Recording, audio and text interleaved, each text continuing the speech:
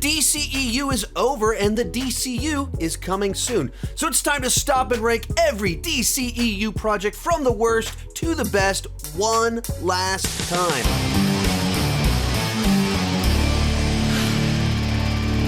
Hi, my name is Sean and I love to talk about movies and TV way too much. With that in mind, go ahead and join me down below in the comment section. Share your ranking of the DCEU for one last time. My list isn't the right list, it's just my list and I would love to see yours. And let's get started. In last place, Justice League. Now, when this movie first came out, there was some novelty to finally seeing the Justice League on the big screen in live action. But also something felt very off about the movie. Of course, we knew that Joss Whedon had taken over for Zack Snyder, but the entire movie felt like it was processed and reworked by a committee of people where everyone had a different opinion about what the film should be. And kind of the microcosm for all of this was just the look of the movie, which was very bright, oversaturated, and you could look at the early trailers for the film, and they had an entirely different color palette. In fact, the sky in the third act was a different color, and so it just seemed like the perfect example of how this movie had been radically changed from what it was originally supposed to be. But you felt that in the storytelling as well, the way it was edited, the performances, everything felt patchwork together with some really awful reshoots. But over the last 6 years and with the release of Zack Snyder's Justice League, it became increasingly clear just how cynical of a film this is, where they didn't like what Zack Snyder was doing and they exploited the death of a family member as a way to turn the film that they greenlit and he shot into something entirely different. From the beginning, Joss Whedon was always a terrible pick to replace Zack Snyder because they do not have compatible styles, aesthetics, vibes, or anything. So the film is just constantly at odds with itself.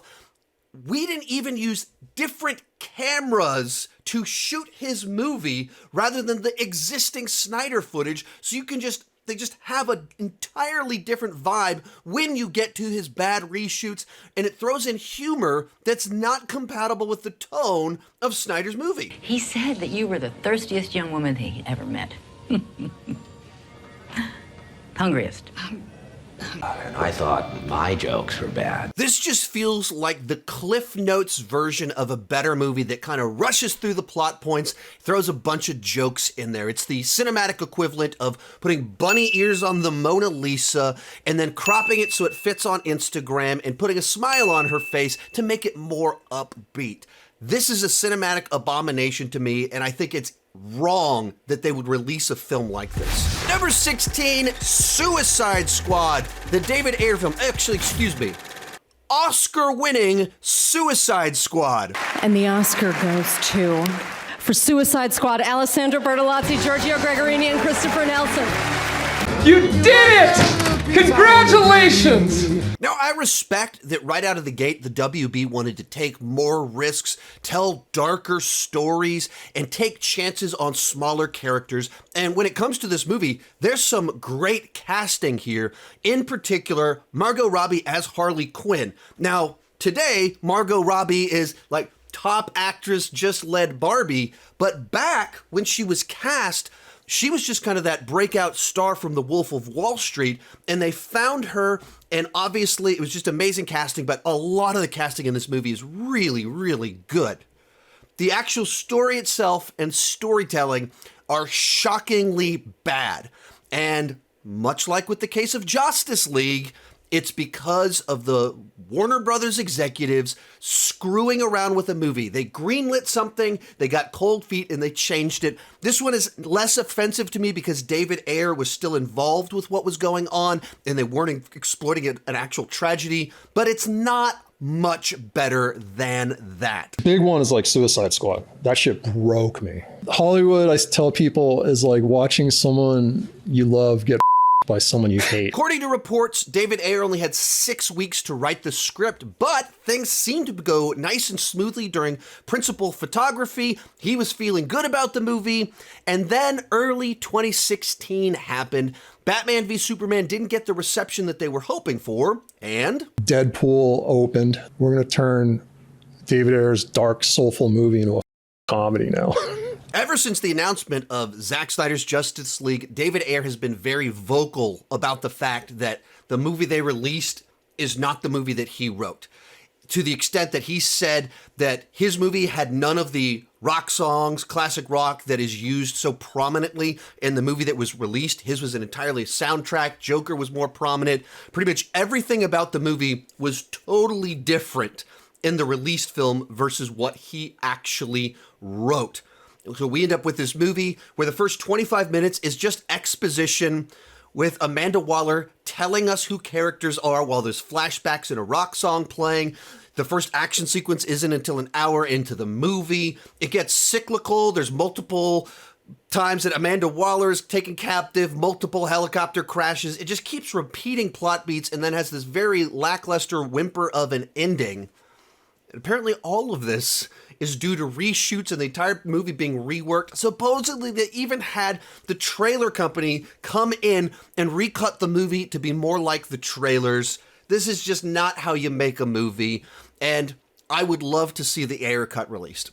And the thing is, I have it. I have a copy of it, right? Because everyone I've shown the cut has the same reaction. Rage. This is the movie we wanted. Why didn't we get this? Wow. Next up, Wonder Woman 1984. This is a movie that I really wanted to like when it first came out in December of 2020. Obviously, we didn't get a lot of movies that year, so we finally got a new comic book movie. It kind of has a certain hopeful message inside of it that kind of fit with the times. So it's like, okay, there's a lot in here that I really want to try and like. It does have a fun vibe to it. There are a lot of references to 1980s and 1980s comic book movies, in particular the Richard Donner Superman films. But this movie really does not work on rewatch. And it doesn't really work outside of this highly optimistic initial viewing in December of 2020. And you can see where Patty Jenkins was swinging for the fences and trying to have these big arcs where the heroes and villains have competing values, and our hero learns a lesson and has to sacrifice that's what she cares about the most, in trying to teach the world to do the same, that there are no shortcuts, or whatever it was going for. But in order to try and pull all these big plot ideas together and have this massive global story, it just has to strain too much credibility. It has to compromise logic repeatedly. There's no consistency. There's no continuity. It's just big, bold gestures with a nice Hans Zimmer score behind it, trying to swell the emotions. But if you stop and think about any of it, there's so many problems. Whether there's a World War I pilot knowing how to fly a jet having fuel in it at a museum and being ready to fly across the ocean, to the idea of a lasso, or the main character granting wishes and using a lasso of truth to use satellites to connect with people in homes. Like, it just doesn't make any sense. And then there's the stuff that gets offensive when you think about it, like the body swap stuff, where Wonder Woman is taking advantage of some guy's body because her old boyfriend has taken it over. There's some problems with this idea, and you notice it real quick as soon as you switch the genders of the characters. And so I just don't think this movie works anymore. There's some moments that are cool. There's some things that are kind of fancy and fun, but even its central message is just so corny and cheesy and simplistic that I just don't think it has much to offer. As a point of reference, all the rest of the movies on this list I would go positive on. As per individual films, I really like the DCEU, and even the next few maybe get a little bit generic. They're not that memorable, but I had a lot of fun with them. Really, only these bottom three are the only ones that I don't enjoy as films. 14, Shazam! Fury of the Gods. And to me, this is a fun but overly familiar superhero movie without anything to really make it stand out. By the year 2023, we don't have a shortage of movies about superheroes with capes flying around, punching people in the face with big, gigantic, massive set pieces and quips between the moments. You are very menacing. I just want you to know that. We've seen that movie a lot of times, and that's what this movie has to offer, and it diminishes the elements that should make it stand out. The first Shazam stood out because it was big as a superhero movie.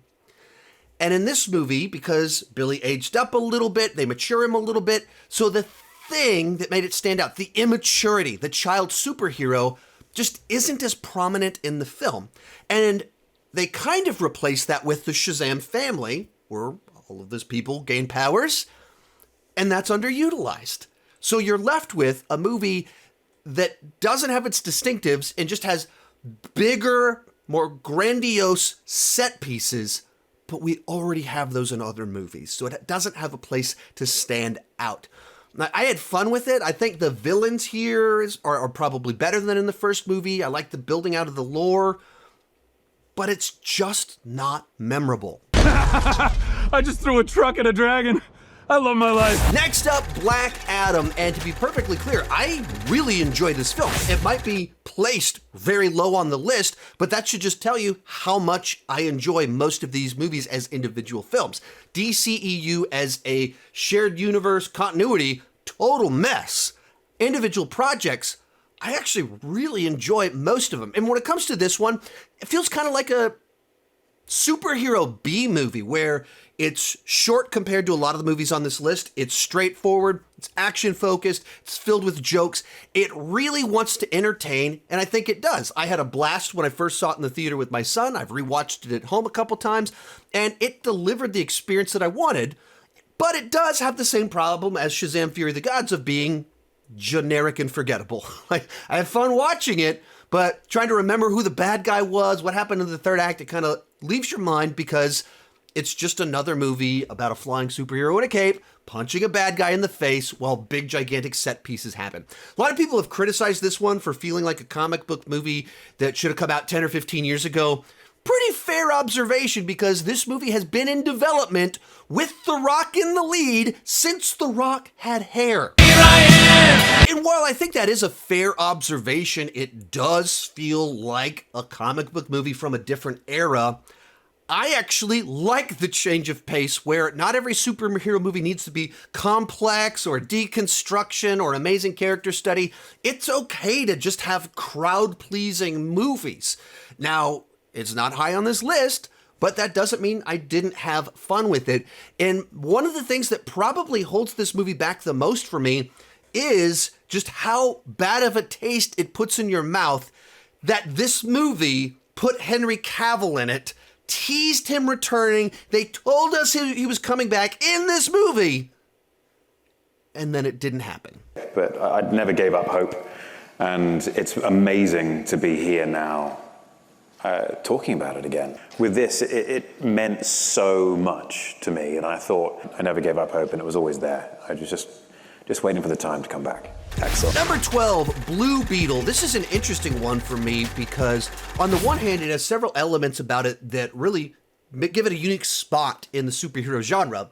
And then at the same time, on paper, it is very derivative of Iron Man and Ant-Man. You have a hero in a tech suit. Iron Man, Ant-Man. There's a tech company making weapons. Ant-Man and Iron Man. There's a transfer of power and someone felt slighted. Iron Man and Ant-Man, and the slighted person goes full psycho when they get access to a new weapon. Ant-Man and Iron Man. We are going to change the world with the power of the scarab. It belongs to me. So when it comes to the basic story here, it is borrowed from a couple Marvel movies. However, the movie doesn't actually feel that much like those films because it is so family focused, and that's kind of what elevates it a little bit and makes it stand out. His family aren't just side characters, they are his everything. Therefore, they get pulled into the adventure, they save the day in the third act, and they just give the whole movie this different vibe, different energy, that's something fresh, different, and new in an oversaturated genre with some familiar plot points. Host acquired. Who said that? Systems tracking 3, Okay, 2. it's gonna be okay. Number 11, Birds of Prey, and the unbearably long title that kept changing, or simply put, Harley Quinn. Now, after the Snyderverse imploded in 2016, 2017, there was this leadership vacuum, and different executives kept coming in and trying to greenlight all these different projects. There was this revolving door of executives, both with Warner Brothers and DC. And it just felt like every 18 months, someone new would come in, and someone new would come in, and someone new would come in. Right. And we were just getting whiplash. And so it seemed like every single day in late 2016, early 2017, they were announcing a new project, and a bunch of them involved the Joker and Harley Quinn. And they had multiple Joker spin-offs in the works. They had one that was going to be like True Romance with Joker, Harley Quinn doing a road trip and committing a bunch of crimes. Of course, we got the Todd Phillips film. They were going to do a Gotham Sirens movie starring Harley Quinn. And then what we ended up getting was Birds of Prey, which it's not a Birds of Prey movie. It's actually a Harley Quinn movie. The person that was running Brothers at the time had done this big release where they had pitched like these 20 movies over the next 10 years that like none of which were written yet. And like, it was just so crazy how much sort of architecture was just being built, on air. And I know this is a movie that a lot of people like to dunk on and hated this one. I have always found this to be a fun movie, and the big reason for that is that I liked that it was street level and not about grand scale, anything like that. It's much more grounded. The storytelling reminded me of like a Guy Ritchie movie with an unreliable narrator, because Harley Quinn's telling the story, so there's kind of this chaotic back and forth. You're not quite sure exactly what's true and what's not inside the movie. And then, likewise, for at least one of the action sequences, they brought in the John Wick crew to add this very cool jail break-in sequence that I think holds up and very cool. Some of the other ones, not quite as strong, but even just kind of doing like a roller skate chase in the third act, as opposed to having buildings exploding and sky beings, that was fresh and different to me. So, like, I have fun with this movie and have never fully understood all the hate that it gets. Some of it I get, but I don't fully get it. In particular because you have Harley Quinn doing cocaine. I do cocaine! Cocaine is a hell of a drug. Number 10, Aquaman and the Lost Kingdom, the unfortunate final film in the DCEU, a movie that will be remembered primarily for being an unintended bookend to this 10-year-long continuity, and probably for closing it out with a gigantic whimper. Where there was no buzz for this movie, the film felt like it was coming out several years too late, and then by the time it did release, it was a year after they announced that they were rebooting this entire continuity, thus making this film just feel like the fourth leftovers in a row. As for me, just judging the film as it was intended to be, a follow-up to the first Aquaman movie, I really enjoyed what the movie had to offer. I liked the first Aquaman movie, and this had the continuation of that. It has all the corny jokes to it. Jason Momoa cranking the Jason Momoa sliders up to 11, and you have all these big lively images. You have the sea monsters. You have this lore that we're building out of what happened under the sea and how it got under the sea. But the real thing that I think elevated this one was the relationship between Arthur and Orm, where it's more fun to see these competing brothers globe-trotting and on adventures than watching Jason Momoa with Amber Heard globe-trotting. And so that, to me, gave the movie an emotional core. It complemented the first film well, as you get to know Orm better as he actually meets his brother and understands who he really is, and kind of gets that redemptive arc. I liked all of that about the film, and so it delivered the experience that I wanted. It's not quite as fresh as the first one. There's more jokes that are pushing it a little bit. There's some flaws in the logic of everything kind of going down. You can feel them forcing plot points, perhaps because of reshoots or whatever happened with the movie. But I think the biggest disappointment for me with this film that it is the end of the DCEU and it does nothing to close out the universe. I mean, I think even just switching the order of have the Flash in this spot, Aquaman in the summertime, there's at least something there closing out the universe where the Flash has the Justice League in it and things like that. And with the timeline stuff, at least you can feel some reason why that would be a suitable finale. And this is just a standalone Aquaman film. And it's so disappointing that this continuity that I actually do enjoy most of the films, that I was there opening night, irresponsibly actually in a certain sense, to see Man of Steel 10 years ago, and it ends like this. Number 9, Peacemaker, a project that kind of only came about because of COVID. And with this project, he had the almost impossible task of making Peacemaker a character with multiple layers and making him sympathetic.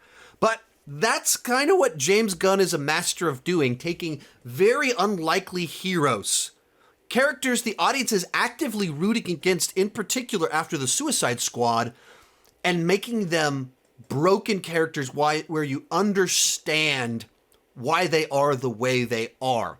He's great with ensembles, and he's in here able to take Peacemaker, a clear lead character, and create an ensemble team around him where you kind of care about each of their relationships with each other. Each of them kind of has the journey that they're on. The show's funny, it's outrageous, it's crass, it's full of heart, but also kind of like it has an old-fashioned sense of like a wholesomeness in the middle of this very crass R-rated show, because it is so much about friends and finding acceptance. Other great thing about this one is that it actually feels like a TV show. Not like so many of the Marvel Disney Plus shows feel like they tried to turn a potential movie into a 6-episode TV show, and this feels designed for television in the scope, the size, the way that it looks, the way the episodes are structured, and so it feels satisfying by the end of its 8-episode run, and it is the catchiest intro that television has had in years. Number 8, Aquaman, also known as the highest grossing DC movie of all time. Not The Dark Knight, not The Dark Knight Rises, not a movie starring Batman or Superman or Batman and Superman. No. Aquaman. And that still completely blows my mind 5 years later. But on the other hand, maybe it makes the most sense, where when you look at so many DC movies, they do tend to lean a little bit darker, a little bit more mature. Even some of the lighter DCEU films are Birds of Prey, Peacemaker, the Suicide Squad, lighthearted, but also dark humor, rated R. And when you get to Aquaman, while it's very different from the MCU, it uses a lot of the same bags of tricks, where it's loaded with humor, bright colors, global size threat. And so it becomes like a 4-quadrant movie where men and women can enjoy it, as well as young and old people. It's a movie for everyone, and it's pretty rewatchable. Thus, maybe it does make a lot of sense that this would be the one that would make the most money or gross the most money. So all of that said, for me, what I really enjoy about this film is that it is just chock full of energy, and it is simply trying to entertain the audience. It's a bit of a kitchen sink movie where it uses bright colors, tons of humor, lots of action sequences, globe-trotting, wacky, weird creatures. Like, it has got everything in there to keep you interested, entertained. Some of it even goes way too far, and we even throw like pop numbers in there where out of the blue, Pitbull starts rocking out as we head to Africa. But even beyond that, you have this Shakespearean-esque royal drama about who will sit on the throne, how will they rule. And so it has emotion, it has things that ground this very exaggerated film. I like the way James Wan shoots his action with the camera pulled back, long takes where you can see everything that's happening, whether spectacle or choreography or stunt work. It's all something that you can make out. Like, I don't think it's a classic, but I think it's a movie that delivers a lot of entertainment value while still having some emotion. Next up, Shazam. And this is another one of these projects that came out of the post-Justice League DCEU, where it seemed like they were moving away from their A-list characters and giving the Birds of Prey a movie, and then we get one for Shazam. The early set photos did not look particularly good. And then I went to go see the movie, and they really found something interesting to do in the genre with this film, where it's one part big, one part superhero movie, one part family drama, with a pinch of horror sprinkled on top of the entire thing. And if you're going to do big as a superhero movie, Zachary Levi is fantastic to do that, because he comes off like a big, gigantic child, where he has the height and the physical prowess to be convincing as the superhero side to it, but also can play a convincing teenager in a grown man's body. I'd like to purchase some of your finest beer, please. And that provides all sorts of opportunities for comedy, as a teenager with superpowers, probably going to do a lot of really stupid stuff, and they just mine this movie really well for all of those opportunities. But the surprising thing about this movie is how much heart it actually had, where it really dives into this idea of Billy as this child without a home, searching for a family, searching for his real family, trying to find a new family. And they give him a full arc as Billy, not as Shazam.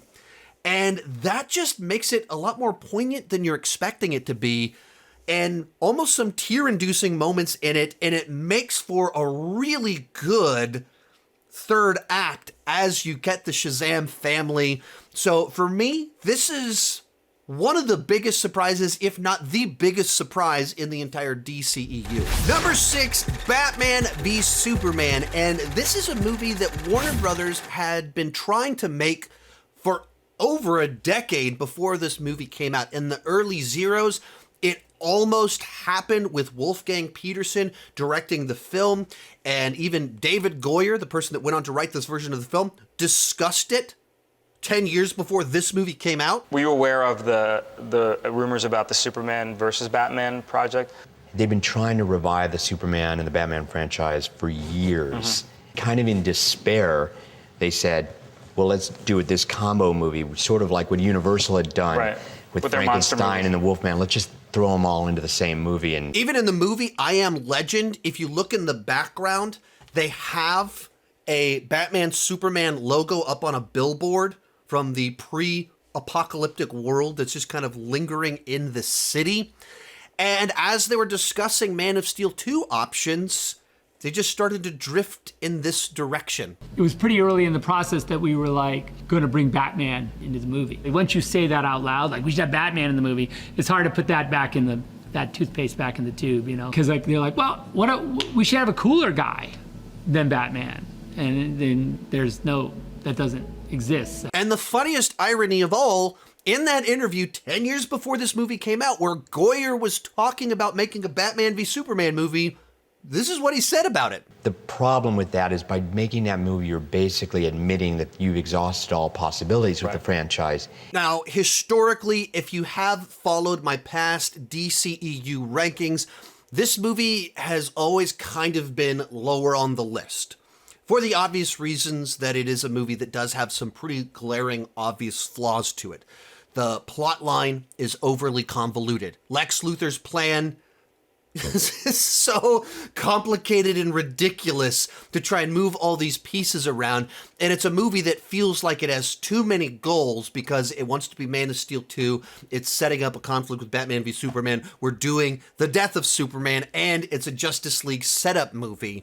And even the writer of the film itself acknowledged that this was a problem. Was there a rush to kind of throw too many characters in there? So. I think so. And I just think, I know the pressure that we were getting from Warner Brothers was just, we need our MCU. I was one of the people that was just saying, whoa, let's not run before we walk. Like, hold on. Like, they were very methodical in the way we built it. We just can't jump, into all of these things. But as this is my last time ranking the DCEU and having the ability to look back across all these movies and truly examine which films am I actually drawn towards, not which films did I have a good theater experience, which films can I objectively give the good and the bad for, but which ones am I actually drawn towards and have something memorable about them, have something which stands out to me that I get excited about. And Batman v Superman is easily one of those movies. And I put this one on way more than the movies lower on this list. Some of that is it does have the star power of Batman and Superman, but also Zack Snyder, for all of his flaws and faults, makes movies that are interesting, that stick with you, that explore ideas that fascinate you. So very frequently he is ambitious to a fault, but they're movies that I'm drawn towards. Beyond that, like the warehouse fight scene is the best Batman fight that we've ever seen. I kind of like the idea of this Batman that's driven mad by rage. It goes too far. It goes further than I absolutely would go with it, with the guns and everything like that. But so much of it, the iconic imagery, a vicious Batman, and then Death of Superman is a classic arc in there. So there's just a lot of stuff that I do find powerful, profound, overly ambitious, overly convoluted, but it's a film I absolutely keep being drawn back to. Fifth, The Suicide Squad, a movie that only exists because Disney fired James Gunn for 6 months, and thus DC went, well, if you don't want him, we'll take him, and it, of course, has now led to him being the person rebooting the entire DC universe, thus leading to the video that you are watching right now. But when it comes to this specific movie, James Gunn came up with an idea that on the one hand feels really obvious, but also feels very fresh in this specific genre. And that's simply put, the Suicide Squad are essentially the Dirty Dozen.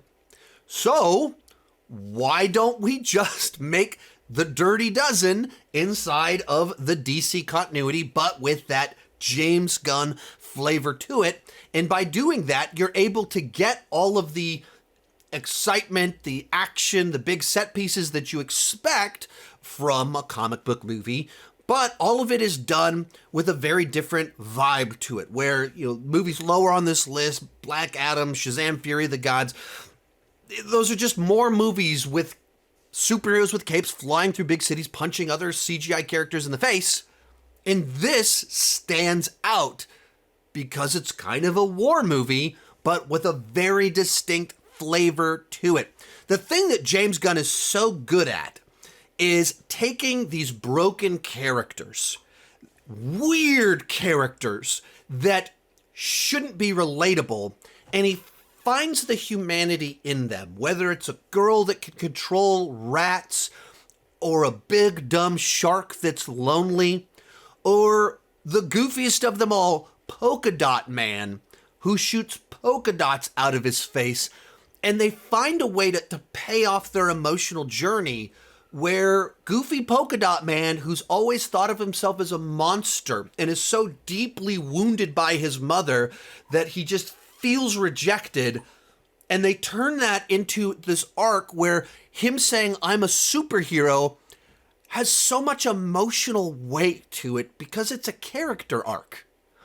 And just a simple line of dialogue where a daughter goes, that's my dad, suddenly means so much more because James Gunn finds the humanity in these broken characters, in these silly situations. And so you get all sorts of dark comedy, you get some goofy comedy, you get some lowbrow comedy, but there's a human story at its core. Real quick before I give you my top 4, remember to join me down below in the comment section. Share your ranking of the DCU, your final ranking of the DCEU. Also, over the next few days, maybe the next few weeks, I will be putting out my final batch of DCEU rankings, the heroes, villains, final battles, well, and obviously the movies and TV shows. That's what you're watching right now. You can find all of those up in this video playlist right up here. I've done a ton of other DC content. Even a couple years back, I ranked every theatrical DC movie ever released. I also did one a few years back where I ranked the DC animated continuity that went from Flashpoint to Apocalypse War. I've covered it all. You can find them up here in these playlists.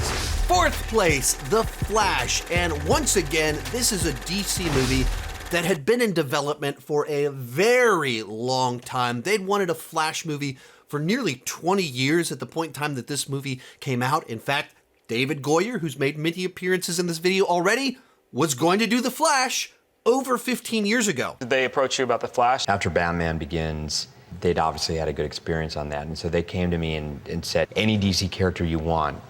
And I just thought The Flash would be fun. And even after Ezra Miller was hired and he appeared in Batman v Superman in a little cameo, they've been trying to get this movie made for about 5 years, and there was this endless string of writers and directors attached to it until finally we got the movie that was released, and it was a movie that the internet loved to dunk on. Some of it was fair enough. Ezra Miller, whatever went down with Ezra Miller over the past couple of years, there's reasons that people didn't want to go see a movie starring Ezra Miller. And then there's some other things that were easy things to take shots at, like the CGI. It was really bad, in particular for a movie with a budget this large, and the director foolishly tried to defend really bad visual effects. But I thoroughly enjoyed this movie, and more importantly, it worked for me on an emotional level. The journey Barry goes on, his motivation for everything he's doing, his final choice in the end, this final scene with his mother, on an emotional level, that anchored the movie for me. And so it worked. Point of reference, my dad died when I was 20 years old. And when you lose a parent too young, there's always this longing to get a little bit more, to know a little bit more, have one more conversation. And they essentially built the movie around that concept of this person lost his mother and desperately wants more time with her. And I think there's something very compelling and interesting to that, and it makes our character have to make this horrible choice at the end of the film, but of course is the right choice to make. So for me, because this movie became the internet's punching bag, if I give a bad score to a movie that other people liked, I'll get comments like, coming from the guy that likes The Flash. I'm not embarrassed to like The Flash. I don't think that that's a particularly effective insult, because the movie has an emotional core that there's a reason people connected with it. I grew up with Batman 89. I still have my trading cards from when I was 8 years old. And seeing Michael Keaton again in that role in a different phase of life, that was a big thing for me. I liked the way that they did a version of Flashpoint, but that fits into the DCEU continuity. All of this stuff, I think, really worked.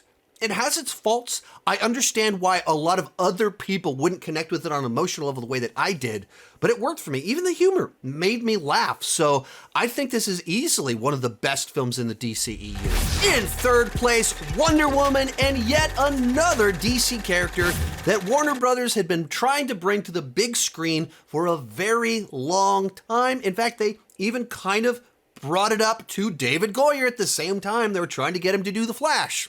Any DC character you want, what do you want to do? We want to do another. Right. They were primarily pushing Wonder Woman, Green Lantern, or The Flash. And in that same window of time, Joss Whedon took a crack at writing a script for a Wonder Woman movie. A few years after that, they shot a pilot for a very goofy-looking Wonder Woman TV show that Pedro Pascal was actually in. And then finally, they were able to crack the code with this movie of how to pull it off. And This one was one where I went into it very skeptical because I just didn't know, how do you take an Amazonian whose costume sometimes looks like a U.S. flag that's a swimsuit, who has a magic lasso, an invisible jet, and not make it super campy? And Patty Jenkins and the crew cracked the code.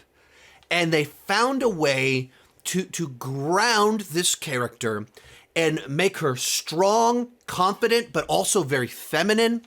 It's a movie that is about World War I, a very dark war, but still has optimism and hope inside of it. It has humor in it without ever going too far. The humor feels like an organic extension of the characters that we have in the film. There's a great romance between our two leads that you buy into the fact that these two people would be drawn into each other, fall in love with each other in a fairly small period of time. A lot of the action is very cool, nicely choreographed and shot with great iconic imagery to it. And it's a movie that actually is exploring ideas about man's inhumanity to man. One of the great philosophical and theological questions, and they find a way to break that into this movie and put it in the story. And World War I is a great context to do that because it's not World War II. The good guys and bad guys are not nearly as obvious in the First World War. And this one had a lot of potential to be in the top two spots. Where it loses it for me is as you move into the third act, it kind of starts to break down. And apparently there was a lot of pressure from the studio to do some rewrites to change the third act. Patty Jenkins thinks that the third act doesn't work as well as the rest of the film. And so it gets both very talky and very silly CGI at the same time. The Steve Trevor sacrifice, I think, works fantastic. That's the best thing about the third act. In particular, his final line, it is so powerful. But then you have the other weakest elements of the film surrounding it in that third act. And had they ironed out the kinks in the third act, it could have been number one, perhaps. Our runner-up, Man of Steel. Zack Snyder and Christopher Nolan's reimagining of Superman for the 21st century. Now, if you don't know the backstory of this movie, essentially, while Christopher Nolan and David Goyer were working on the script for The Dark Knight Rises, they got writer's block. The legend is that Man of Steel came out of writer's block on Dark Knight Rises. That's true. We were blocked, and Chris said, okay, let's just take a week off. We had writer's block. I had some old Superman action comics, just started reading them and just spent a couple hours randomly writing up a take. Wrote up a pitch, told it to Christopher Nolan on the phone. Christopher Nolan loved it. I told it to him, and he said, I would produce that if you want. He literally called up Jeff Robinoff, then head of Warner Brothers, said, Goyer's got the Superman take. I think you should hear it. And then when this movie started getting greenlit, Christopher Nolan approached Zack Snyder to direct the film. My friend Christopher Nolan called me and said, would you have any interest in making a Superman movie? David Goyer and I wrote a Superman script, and I don't think I want to do it. And so you get a movie that has story credit from Christopher Nolan, from a script from the guy that worked on the Dark Knight trilogy films, and then the iconic imagery, the style, the unique perspective of Zack Snyder. And when you put all those ingredients together, you get something very different from a classic traditional Superman story. In particular with Nolan, he likes to ground things in reality. They have to have some anchoring to them. And Snyder, of course, just has this very kind of dark vibe that he goes for, and a tendency to want to deconstruct things and break down the things that you think you know about them and deliver them in an unexpected way. So when I first saw this movie opening weekend when it came out, I actually wrote a review for it, and I didn't know what I thought about it. I wasn't trying to process it because it was so different from what I've come to expect from a Superman movie. And I watched it a second time and I liked it more. And here we are 10 years later, and it's always stuck with me, and I've only enjoyed it more and more and appreciated it more and more as time passed, where you have a film that finds a way to bring something new to the table with one of the first superheroes that we ever got in comic books, and found a way to give him this arc of trying to discover who he is, and building the movie on the idea of if Superman appeared in the world, it would be the biggest event of all time that would shake our philosophy, our understanding of the universe, our theology, and tell a story that kind of lives up to that. Of course, you have a fantastic Hans Zimmer score that is so different from the John Williams score, but in its own way is equally iconic. Well, almost as iconic, because I think you can't top John Williams' Superman score. That's the top right there. You get a great Superman in Henry Cavill, and you get so much iconic Snyder imagery, plus Superman is actually able to punch people in the face. So for me, this is a great Superman film. But coming in at number 1, Zack Snyder's Justice League, a movie that lives up to the word epic. And a film that I actually went into it with fairly modest expectations. Now, as soon as the Release the Snyder Cut movement started happening, I desperately wanted to see it. I didn't really believe it would ever happen in as complete of a form as we got. And when COVID happened, that kind of opened the door for them to be able to make this film, because production got so messed up and they had a movie that was shot that just needed VFX. And so that was much easier to make than a regular film. So that COVID created the window for this to happen.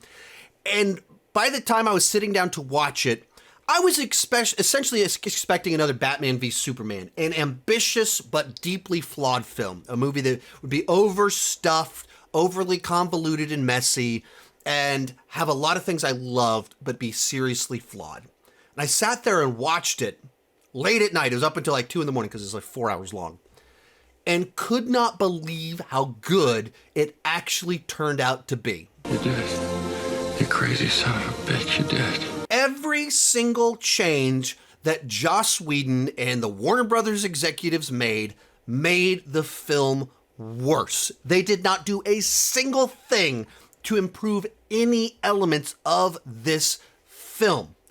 It, of course, is so massive in scope and size, and it has enough runtime that it's able to just meticulously set up each character and their dynamics with the other people, and build out its story slowly so the audience is picking up on all the details, everything that matters.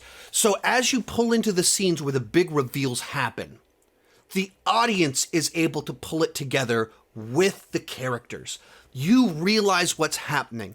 There's a moment where you set up someone sacrificing themselves for one purpose, and the next thing you realize, it was actually about something else that they told us about earlier. They earned the moment. They didn't cheat it, and they didn't have to do exposition dumps to fill in the gaps. They slowly tell their story, build out their characters, build out their character arcs so the choices make sense. And you care about the choices that they make, and you understand why they made them. So it just feels like this movie crafted to have all of these big, gigantic, powerful moments. I don't care how many demons he's fought and how many hells. He's never fought us. Not us united. And some of the ones that the changes just come off just absolutely crazy to me, where they went from the Flash turning back time to stop the destruction of the world, literally like turning on to pause the destruction of the world, and they replace it with the Flash pushing a car. Just something that's so absolutely insane to me, the things that they did. But yeah, when I first watched it, I was wowed by it. When I rewatched it a week back, it's like, this is just as good as I remember. It does such a great job of building out its story, swelling the emotions in these moments as the moments of victory and triumph happening. So for me, this is Zack Snyder's epic. This is the top of the DCEU, and it comes in at number 1. If you enjoyed this video, remember I've got a ton more like it. You can check them out in that playlist right over there. That's also where you'll be able to find my updated rankings of the heroes, the villains, final battles, all that fun stuff. Also have that ranking of the animated movies down there. Thank you so much for watching, and keep talking movies and TV too much.